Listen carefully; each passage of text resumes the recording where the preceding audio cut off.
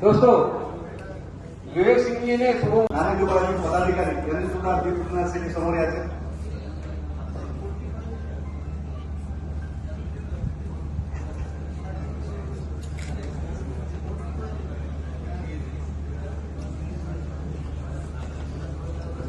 आप इधर आ जाओ. चलो भाई.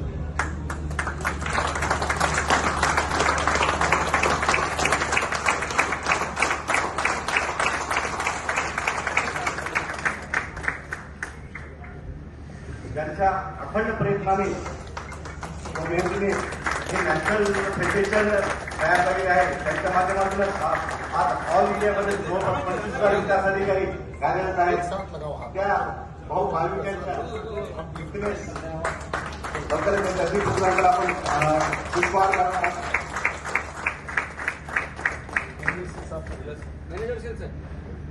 आदरणीय Rajesh Reddy sir, manager sales Nanded विभाग.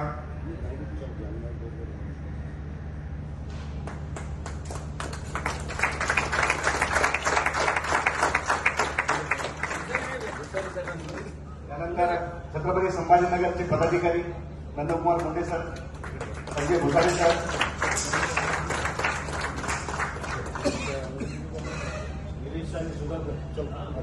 नांदेड विभागाचे अध्यक्ष श्री सुधाकर अडकिने, गिरीश देशपांडे सर,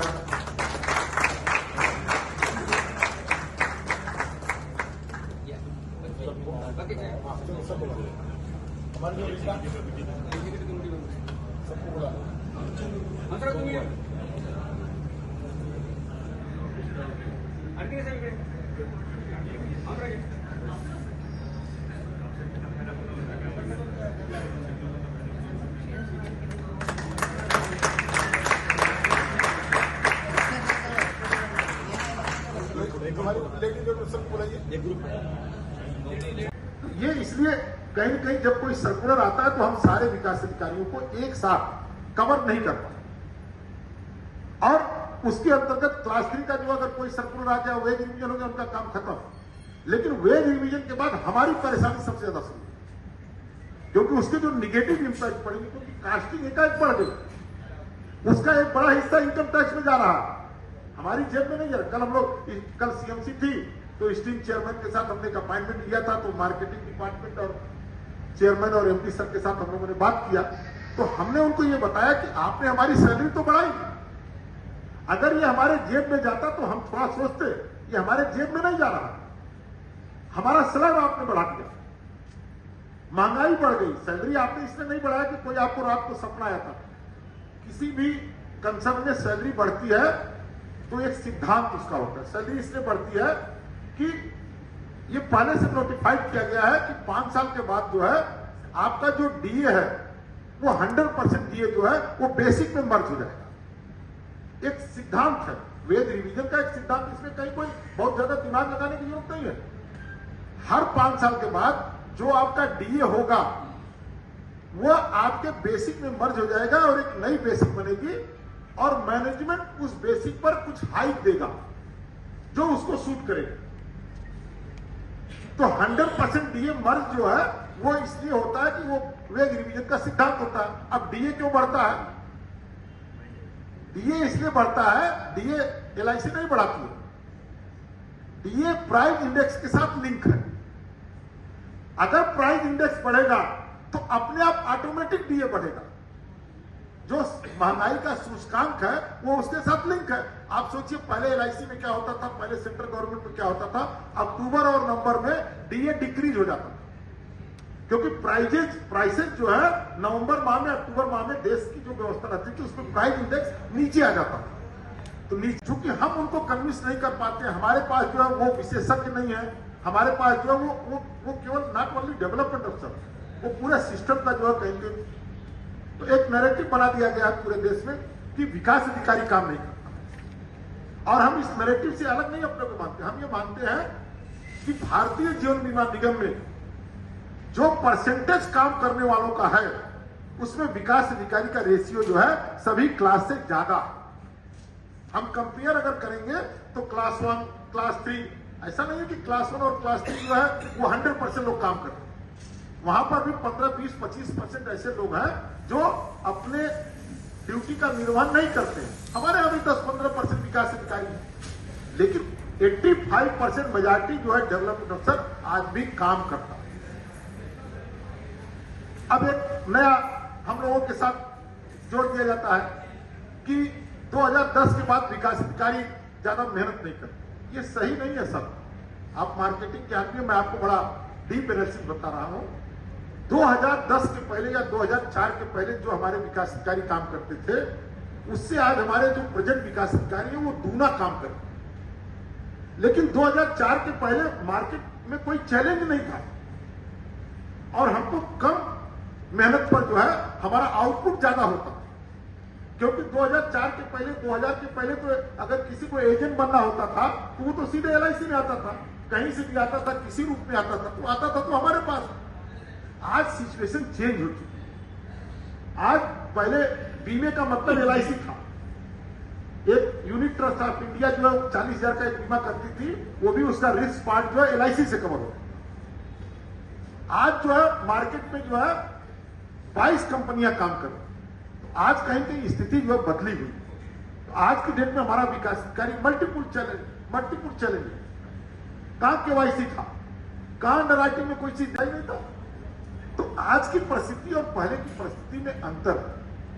तो उसका अल्टीमेटली जो कंक्लूड मैं इस बात से कर सकता हूं कि आज भी कहीं कहीं विकास अधिकारी हमारे बहुत ही हार्ड वर्किंग कर रहे हैं, लेकिन चूंकि मार्केट में चैलेंज ज्यादा है, अब एक चीज में कहीं कहीं विकास अधिकारी हमारे जो है वो अपने आप को इन्वॉल्व 100% नहीं किए, जो आपकी हमारी प्राइमरी ड्यूटी, और वो कहीं कहीं हमारे लिए बहुत जरूरी है। तो मैं आपके वरिष्ठ मंडल प्रबंधक के सामने इस बात को जरूर कहूंगा कि वो जो एरिया है वो फोकस एरिया, उस पर हर विकास अधिकारी को विशेष रूप से without any condition, without any help, विकास अधिकारी की प्राइमरी ड्यूटी है टू रिक्रूट द एजेंट। इसमें किसी भी प्रकार की आपको जो है कोई कंडीशन आप नहीं रख सकते, क्योंकि ये आपकी प्राइमरी ड्यूटी है।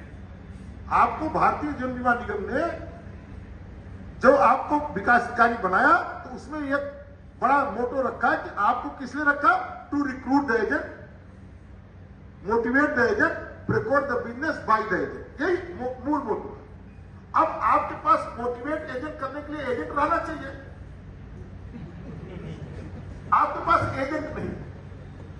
और भारतीय जीवन बीमा निगम में मैं ये नहीं कह रहा हूं कि एजेंट बनाना बहुत आसान है, ऐसा नहीं है। एजेंट बनाना कठिन काम है, इसलिए आपको रखा गया, हमको रखा गया। अगर एजेंट बनाना बहुत आसान काम होता तो आप सोचिए, LIC में 200 से ज्यादा CAB ब्रांचेज, और उन CAB ब्रांचेज में ब्रांच मैनेजर को कुछ थोड़ा पैसा भी ज्यादा दिया जाता है। अगर वहां CAB ब्रांच में अगर पोस्ट होगा तो उसको जो है कुछ पैसा ज्यादा दिया जाता है, इसलिए कि वो ज्यादा हार्ड काम करता है। उसको एक टेबल चेयर मिला हुआ है, उसको बकायदे केबिन मिला हुआ है, ब्रांच मैनेजर को सारी चीज मिली हुई है ना, और 10,000 रुपए का हम उसको स्टाइपेंड देते हैं। जो एजेंट वहां बनता है CAB ब्रांच में, उसको 10,000 का स्टाइपेंड देते हैं। स्पाइट ऑफ ये सारी फैसिलिटीज के बाद एक दिन में जो 60 से ज्यादा टेस्ट नहीं होगा, एक दिन में, पूरे दिन में, और 1 घंटे में 10 से ज्यादा लोगों का टेस्ट नहीं होगा। मतलब 10 लोग रहेंगे, 1 घंटा रहेगा। अब जालना में अगर टेस्ट हो गया तो वो नांदेड़ जालना वो स्लॉट दिखाई देगा टेस्ट के 10 दिन पहले। तो जितने लोग चाहते हैं, जो लोग टेस्ट ऑलरेडी सेंटर ले चुके हैं, वो जाकर वहां टेस्ट सेंटर बदल दें। नॉट ओनली जालना, औरंगाबाद के लोग चाहे तो जालना में करा सकते, जिसको जो भी अगल बगल जो भी चाहे।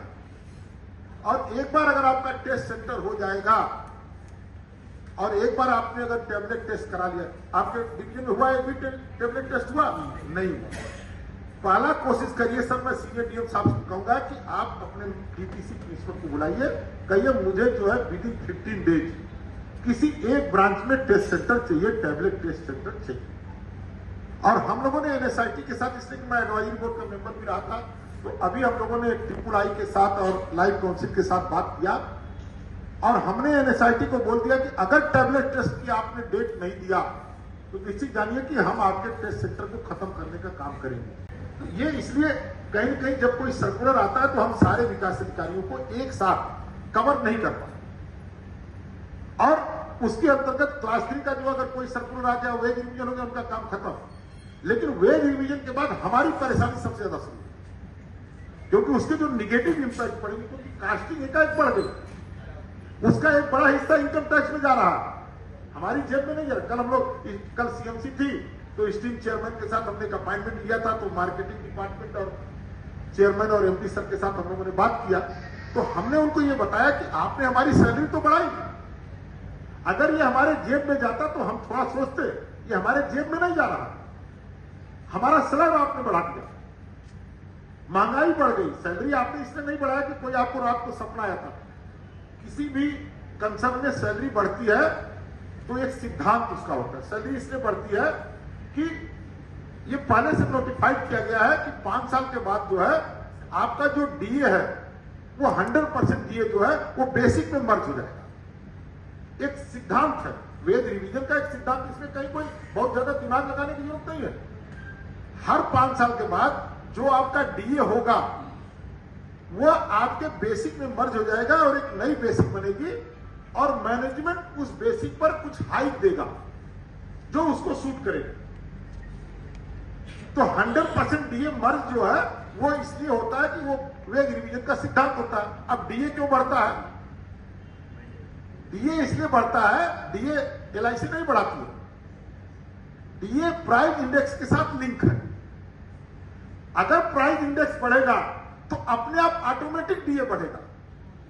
जो महंगाई का सूचकांक है वो उसके साथ लिंक है। आप सोचिए पहले एलआईसी में क्या होता था, पहले सेंट्रल गवर्नमेंट में क्या होता था, अक्टूबर और नवंबर में डीए डिक्रीज हो जाता था, क्योंकि प्राइसेस जो है नवंबर माह में, अक्टूबर माह में देश की जो व्यवस्था रहती थी उसमें प्राइस इंडेक्स नीचे आ जाता था। तो नीचे चूंकि हम उनको कन्विंस नहीं कर पाते, हमारे पास जो है वो विशेषज्ञ नहीं है, हमारे पास जो है वो केवल नॉट ओनली डेवलपमेंट ऑफिसर, वो पूरे सिस्टम का जो है कहेंगे, तो एक नैरेटिव बना दिया गया है पूरे देश में कि विकास अधिकारी काम नहीं करता। और हम इस नैरेटिव से अलग नहीं अपने को मानते, हम ये मानते हैं कि भारतीय जीवन बीमा निगम में जो परसेंटेज काम करने वालों का है उसमें विकास अधिकारी का रेशियो जो है सभी क्लास से ज्यादा।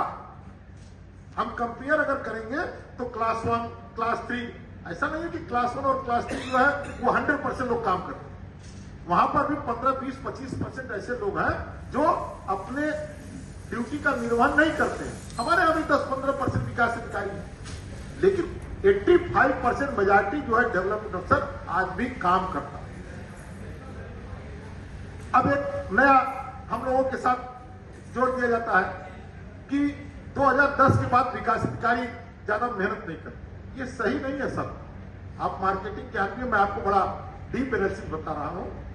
2010 के पहले या 2004 के पहले जो हमारे विकास अधिकारी काम करते थे, उससे आज हमारे जो प्रेजेंट विकास अधिकारी हैं वो दूना काम करते हैं। लेकिन 2004 के पहले मार्केट में कोई चैलेंज नहीं था और हमको कम मेहनत पर जो है हमारा आउटपुट ज्यादा होता, क्योंकि 2004 के पहले, 2000 के पहले तो अगर किसी को एजेंट बनना होता था तो वो तो सीधे एलआईसी में आता था, कहीं से भी आता था, किसी रूप में आता था, तो आता था तो हमारे पास। आज सिचुएशन चेंज हो चुकी है। आज पहले बीमे का मतलब एलआईसी था। एक यूनिट ट्रस्ट ऑफ इंडिया जो है 40,000 का एक बीमा करती थी, वो भी उसका रिस्क पार्ट जो है एलआईसी से कवर होता। आज जो है मार्केट में जो है 22 कंपनियां काम कर रही। तो आज कहीं कहीं स्थिति जो है बदली हुई।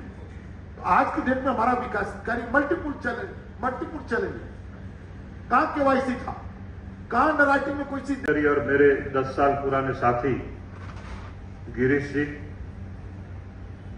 सुधाकर जी और गिरीश जी की पूरी टीम, किरण जी, मधुसूदन जी, प्रशांत जी, हंसराज जी, भारतवर्ष के नेशनल फेडरेशन के पिछले 2 दशकों से जो सेंटर पॉइंट में है, जिसके आजू बाजू पूरा भारतवर्ष का सदस्यगण घूम रहा है। डायनामिक, ऊर्जावान विवेक सिंह जी, मेरे साथी और वैसे ही ऊर्जावान मिलिंद जी, नेबरिंग डिवीजन से पधारे संभाजी नगर के सचिव, हमारे senior most JDC member Bhusari जी,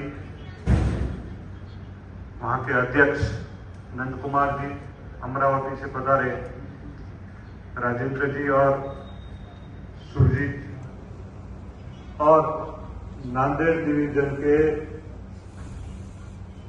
सभी डिव्हिजन असेल त्यांचे अध्यक्ष मुंडेजी, अमरावतीहून आलेले रावतजी, त्यांचे अध्यक्ष बेंडेजी आणि सभासद बंधू भगिनी आणि प्रोबेशनरी डेव्हलपमेंट ऑफिसर निवडून आल्यानंतर पहिला योग मला नांदेडची जनरल बॉडी मीटिंग अटेंड करायचा मिळतोय. तसं मी तुमच्यासोबत 2-3दा बोललोय. मागच्या एका जनरल बॉडीला मी आलो होतो, एकदा ट्रेनिंग सेमिनारला आलो होतो, एकदा एटेंडन्सच्या ट्रेनिंग सेमिनारला आलो. पण आज थोडीशी भूमिका बदलली आहे. खरं म्हणजे आज आपल्याला विवेक सिंग यांना ऐकायचं आहे आणि हेडमास्टर असल्यावर असिस्टंट हेडमास्टरने जास्त बोलू नये. त्याच्यामुळे वेळेचं भान मला नक्की आहे. विवेक सिंग म्हणजे सेंट्रल ऑफिसमध्ये आपण बिना पैशाचा नेमलेला वकील. आपल्याला एक चांगला लॉयर मिळाला है. विवेक जी आपने बताया कि अभिषेक मनु सिंघवी को यदि लॉयर लगाना हो तो 1 कोटी रुपए लगेंगे. बट डेवलपमेंट ऑफिसर की वकालत करने के लिए बिना पैसे का सबने अपना लॉयर सेंट्रल ऑफिस में हमने विवेक जी को लगाया है. और लॉयर का काम एक ही होता है, उसने देखना नहीं है कि मेरे क्लाइंट की गलती है या नहीं. हमारे लॉयर के लिए हमारा क्लायंट सही आहे. इथे विवेक सिंगांकडनं आपल्या खूप अपेक्षा आहे आणि जोपर्यंत विवेक सिंग आहे तोपर्यंत आपल्या क्रीडाचं भविष्य नक्की सुरक्षित आहे. विवेक सिंगांच्या व्यक्ती म्हणून कौतुक करत नाहीये, पण त्यांची निगोशिएशन, त्यांना असलेलं सब्जेक्टचं नॉलेज, ते स्वतः करत असलेला परफॉर्मन्स, या सगळ्यांमधला नेता कसा असावा तो विवेक सिंगांसारखा असावा. म्हणून मित्रों, आजचा सगळ्यात मोठा विषय असा आहे की औरंगाबाद संभाजीनगर जोनल काउंसिल मध्ये और आप संगठन के प्रति आपकी निष्ठा, आपकी लॉयल्टी को मैं कोटि कोटि नमन करता हूं और मैं निवेदन करता हूं कि एक बार अपने लिए जोरदार ताली बजाइए.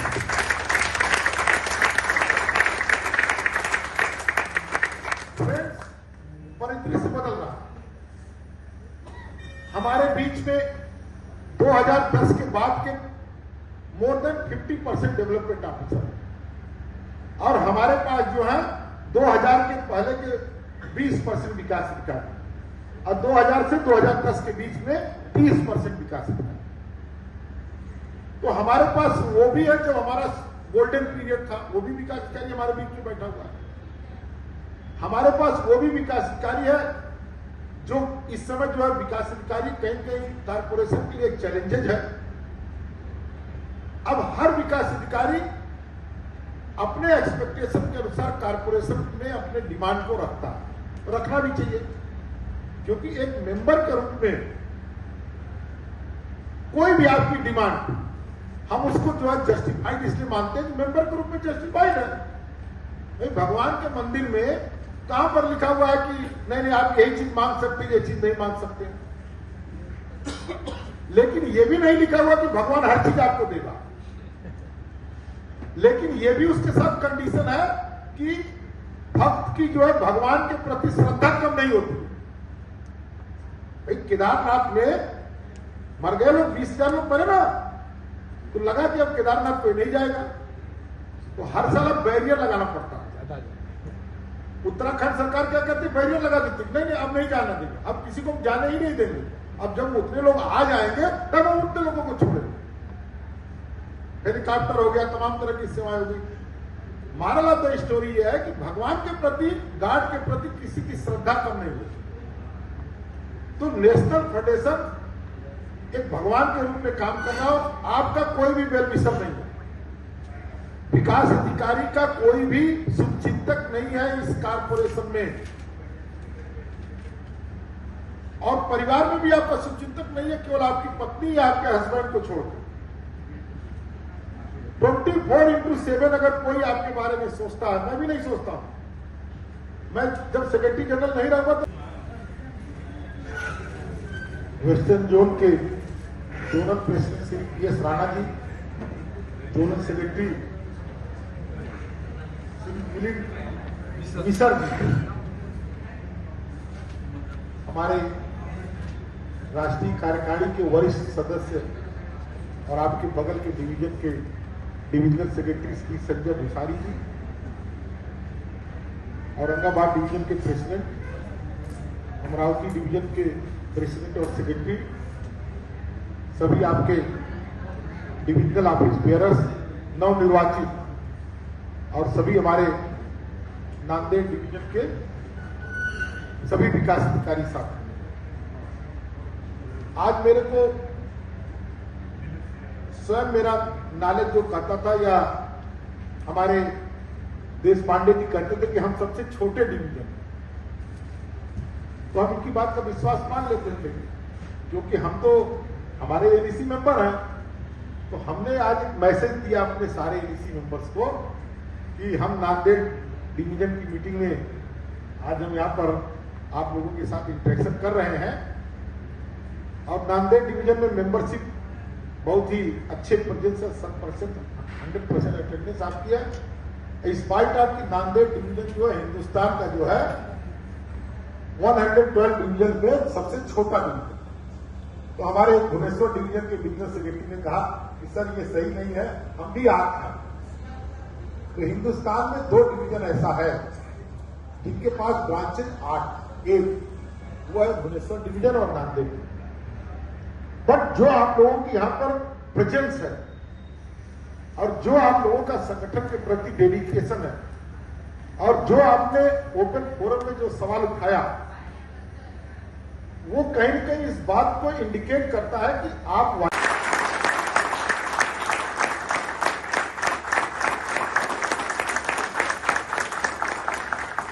वरिष्ठ मंडल प्रबंधक जब किसी बैठक में उपस्थित होता है, वो हमारे स्टीम चेयरपर्सन का प्रतिनिधित्व करता है, क्योंकि सीनियर डीएम जो है, सीनियर डीएम इंचार्ज जो है, वो सीनियर चेयरपर्सन के साथ जो है वो जुड़ा है। तो हम ये मानते हैं कि रमेश भट्ट जी के रूप में जो है आज हमारे बीच में जो है इस संस्थान के जो चेयरपर्सन बैठे हुए हैं, तो जो भी अपनी बात अभी मिड टर्म को वेस्टर्न जोन की अभी सीनियर डीएम कॉन्फ्रेंस नहीं हुई हो, या मिड टर्म रिव्यू अभी होना बाकी है, इसमें आप जाएंगे। रमेश जी, हमारा जो संगठन है, चूंकि आप LIC में बहुत दिन से जुड़े हुए, 90 से परिचय हुआ, तो आपको बताया कि मैं 1990 से भारतीय युवा निगम से जुड़ा हुआ हूँ। सौभाग्य का विषय है कि मैं भी 1990 से जुड़ा हूँ, और 1990 में मैं भी इस LIC में, जैसे आप असिस्टेंट के रूप में आए, वैसे मैं भी असिस्टेंट के रूप में आया। आप 1B के पैरामीटर में आगे बढ़ते चले गए, मैं इन लोगों के प्यार में जो है आगे बढ़ता चला गया जो है, और 2026 में मेरा को लगता है आपका भी प्लान वही 2026-27 तक, तो मेरा जुलाई 2026 है, क्योंकि डेट ऑफ ज्वाइनिंग जब एक है तो निश्चित रूप से मेरी नहीं बातें लिख रही है। हमारा इस संगठन जो है पूरे देश में, हम बड़े गर्व के साथ इस बात की आपके सामने चर्चा, हर आदमी का अपना अपना स्वार्थ है। सीनियर डिवीजन मेयर का 2 साल का अपना टेनोर है, ब्रांच मेयर का 2 साल का टेनोर है। हर आदमी अपने टेनोर के पैरामीटर में बात करता है, और आप अपने ऊपर फोकस न करके आप LIC पर फोकस करते, आप LIC को ठीक करने चलते। आप LIC नहीं ठीक हो सकती। LIC एक संस्था है, संस्था में you can not compare to private company, never compare. Private company में एक मालिक होता है, उसके अंदर डिसीजन मेकिंग कैपेसिटी होती है। वो कल कह देगा कि भाई साहब कल आपको नहीं आना है तो कल नहीं आना है। एलआईसी में क्या ऐसा है क्या? कैश काउंटर से 50,000 रुपया आप निकाल लीजिए, अब पूरी एलआईसी की ब्रांच गवाही दे दे कि नहीं आपने निकाला 50,000 रुपया, कितना समय लगेगा आपको ट्रांसलेट करने में? 6 महीना लगेगा। एलआईसी आपको शोकाज देगी, सस्पेंड करेगी, चार्जशीट आपको इशू करेगी, आपको फिर आप जवाब देंगे, फिर आप कहेंगे कि नहीं मैं इससे इनकार करता हूं, तो एक प्रेजेंटिंग अफसर होगा, आप अपने तरफ से एक असिस्टेंट ले जा सकते हैं, फिर चार्ज फ्रेम होगा, फिर आपको चार्जशीट दी जाएगी, फिर आपको अपॉर्चुनिटी दी जाएगी, फिर आपको जो है डिसमिसल, टर्मिनेशन या स्टाफ रोटेशन में आपको पनिशमेंट दिया जाएगा। तो फिर आप अपील में जाएंगे, अपील में जाएंगे ना, तो पहली अपील आप जोनल मेयर को करेंगे, फिर मैनेजिंग डायरेक्टर को करेंगे, फिर चेयरमैन मेमोरियल में जाएंगे, है ना इतना प्रोसेस। लेकिन प्राइवेट में क्या है क्या ऐसा कोई प्राइवेट? और विकास अधिकारी के रूप में आप कभी भी क्लास 3 और क्लास 1 के साथ अपने आप को कंपेयर करते हैं। अब एक सोल्जर, अभी अग्निवीर की बात हो रही है, अब एक सोल्जर ये कहे कि नहीं साहब मेरे को, मैं सोल्जर बन गया, मेरे को नहीं लड़ना है, मेरे को गन दो, मेरे को ये ऑटोमेटिक दो, मेरे को ये लड़ना है, आपको जो हम आपको वेपन देंगे उसी से लड़ना है। आपका जन्म ही इसीलिए हुआ, विकास अधिकारी का जन्म ही, नहीं तो एलआईसी को आपको जन्म नहीं देती ना। अब कोई हमारा विकास अधिकारी कहता कि साहब हमारी पोस्टिंग तो अकोला हो गई, कोई हमारा कहता कि हमारी जालना हो गई। अगर जालना और अकोला जो है इस डिवीजन में नहीं रहता तो हमारा आपका जन्म नहीं होता ना। ये तो एलआईसी ने उन ब्रांचेस के लिए विकास अधिकारी पहले से रखा। अब जो हमारे 2021 बैच के विकास अधिकारी अभी जो पीडीओ बने 2023 बैच के, तो इनके साथ केवल अकेले तो आप इंटरव्यू देने नहीं आए थे, उस समय तो आपके साथ 5 लोग और आए थे, लेकिन उसमें से 4 नहीं सेलेक्ट हुए और आप सेलेक्ट हुए। अब 2019 बैच के लीजिए, 2019 बैच के कितने विकास अधिकारी हाथ उठाइए ओपन मार्केट के? 1 2 3 4 5 ओपन मार्केट। ये जो ओपन मार्केट में आए थे 2019 बैच में, तो 2019 बैच में जो है एक क्लास 3 का भी अपॉइंटमेंट हुआ और ये सारे लोग क्लास 3 में भरे थे, और जिसका नहीं हुआ वही विकास अधिकारी बना। हिंदुस्तान में कोई ऐसा एग्जाम्पल नहीं होगा कि जिसका क्लास 3 हो गया हो और वो क्लास 3 की नौकरी छोड़ के विकास अधिकारी आ जाए और कदम मेरे साथ जो, अरे भाई आपको जो जॉब मिली आप कर रहे हैं, और आपको अगर जॉब अच्छी नहीं लग रही है तो आप जा सकते हैं, इससे अच्छी जॉब कहीं मिलती है, कोई आपको रोका तो नहीं। अभी जाके 3 लाख का बॉन्ड भराया है, वो भी 3 लाख जो सैलरी आपको मिल रही दे सकते हो। आपको जीवन में जो है, अब सोचिए एक बिजली विभाग का लाइनमैन है, उसको 3 प्रमोशन के चांसेस मिलते हैं, 3 से 4, मिनिमम 4। चपरासी को भी 4 मिलता है, फ्यूल को भी, स्वीपर को भी 3-4 मिलता है। अब स्वीपर में प्रमोशन नहीं दिया, जब छोटी मोटी बनी, और हम इसलिए ये बात आपको प्रूव करके कहते हैं कि हम हर 2 साल पर हम योगक क्षेमा के सामने प्रूव करते हैं। हम ये दावा करते हैं जब हम कोई वेज रिवीजन की बात आती है, जब कोई सरकार की नीतियों की बात आती है, जब कोई ऐसी नीतियां आती है जो एलआईसी को कमजोर करने की बात आती है, तो हम अपने उस नीतियों का विरोध करने के लिए, अभी जैसे फैमिली पेंशन का हमने विरोध करने के लिए कि हमको फैमिली पेंशन जो है 30% मिलना चाहिए, और हमारे जो भी 2010 के बाद जो भी एम्प्लॉई आए उनका एमपीएस जो है वो 10% की जगह 14% होना चाहिए। चूंकि ये दोनों मैटर जो है रिलेटेड टू गवर्नमेंट थे, तो हम लोगों ने 2 घंटे की स्ट्राइक किया, और उस 2 घंटे की स्ट्राइक में हमारे जो है 95% विकास अधिकारी की, और हमारी स्ट्राइक थी क्लास 3 की थी और क्लास 1 की थी, ज्वाइंट फ्रंट की। तो हमारे आह्वान पर पूरे देश के 95% विकास अधिकारियों ने 2 घंटे की स्ट्राइक रखी और 2 घंटे की अपनी सैलरी को जो है कटवाया, और 3 करोड़ से ज्यादा रुपया हमने भारत सरकार को, मतलब भारतीय निर्माण निगम को दिया,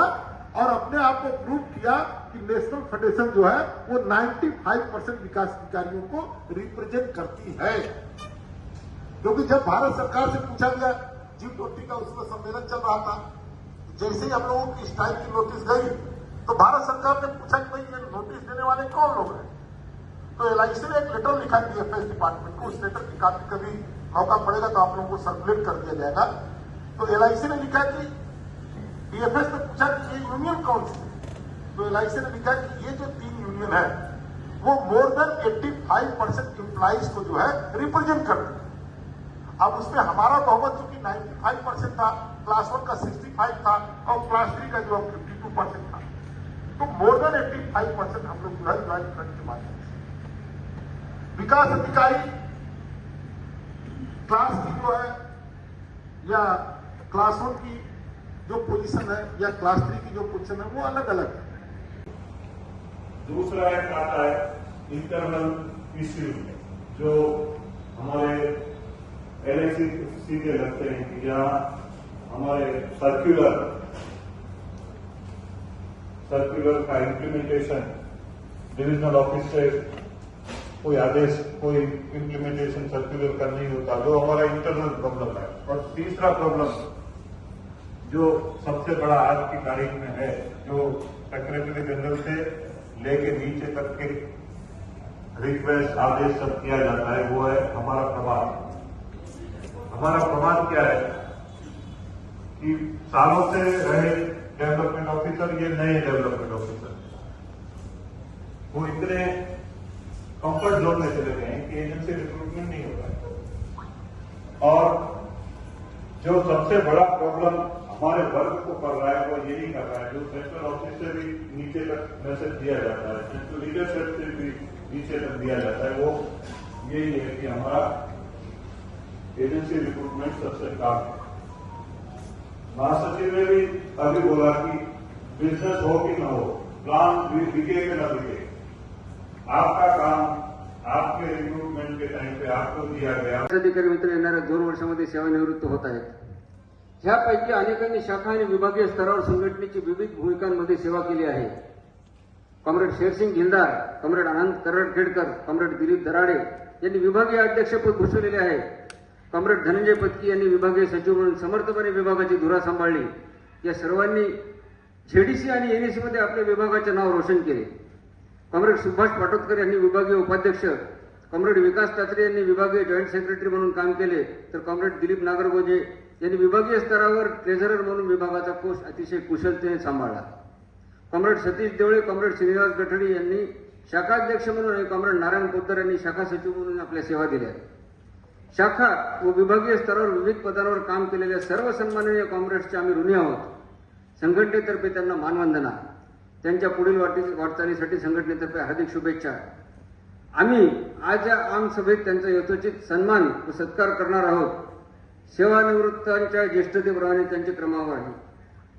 सर जी, अभी ये जो 2 साल में रिटायर होने जा रहे हैं, उनका आपके हाथ से सम्मान करना चाहते हैं हम, तो आप कृपया सामने आइए सर प्लीज, इधर आके।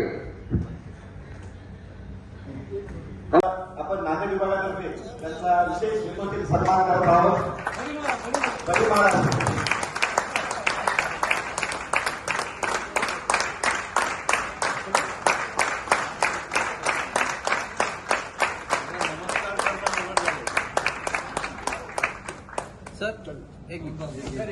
नाही भुसारी आमचा डेव्हलपर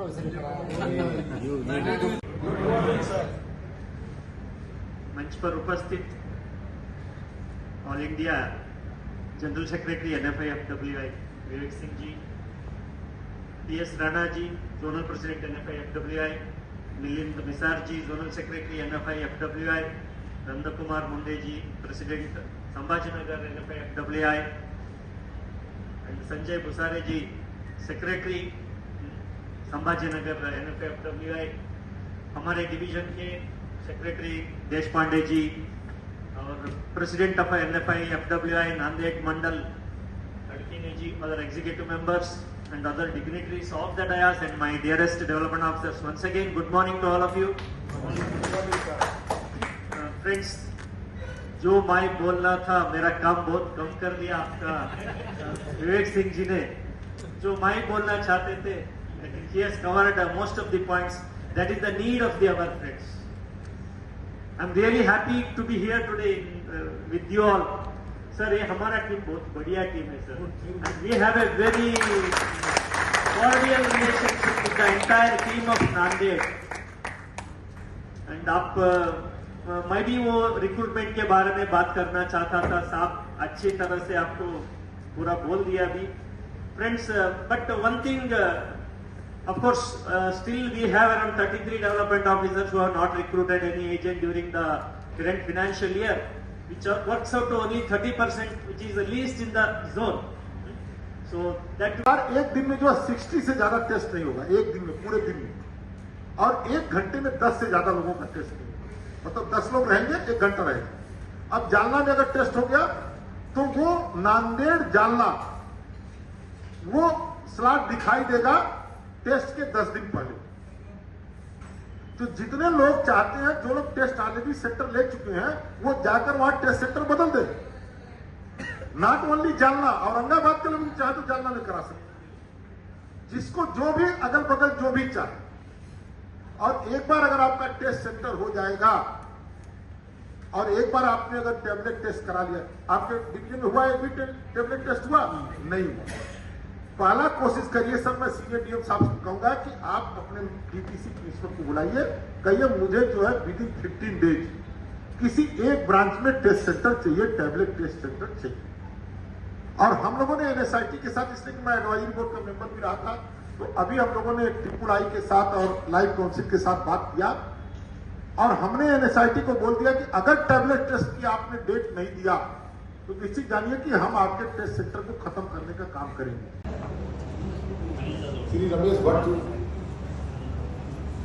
जोनल प्रेसिडेंट, जिनकी पहली ये जोनल काउंसिल के बाद, औरंगाबाद के बाद जो है पहली जोनल प्रेसिडेंट के रूप में, डिवीजन के रूप में पहली मीटिंग है। श्री पीएस राणा जी, हमारे मित्र वेस्टर्न जोन के जोनल सेक्रेटरी श्री मिलिंद निसार जी, संजय भूसारी जी, औरंगाबाद के हमारे डिवीजन सेक्रेटरी, सभी डिवीजन के पदाधिकारी, मैनेजर सेल साहब और सभी हमारे औरंगाबाद के विकास अधिकारी साहब।